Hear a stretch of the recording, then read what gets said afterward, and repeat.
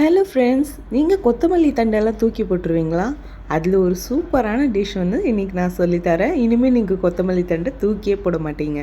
கொத்தமல்லியோட தண்டை மட்டும் வந்து வெட்டி எடுத்துக்க போகிறேன்.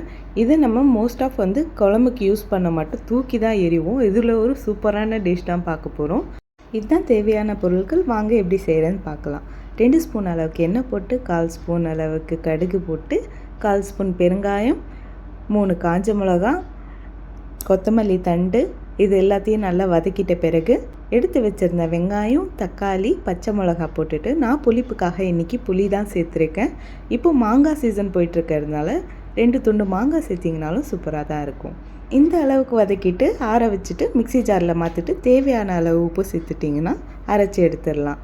சூப்பரான கொத்தமல்லி சட்னி ரெடி ஆயிடுச்சு. இது இட்லி, தோசை, சப்பாத்தி, சூடான சாதத்துக்கு கூட சூப்பராக இருக்கும். சப்ஸ்கிரைப் பண்ணாமல் பார்த்துட்டு இருந்தேன், சப்ஸ்கிரைப் பண்ணிக்கோங்க.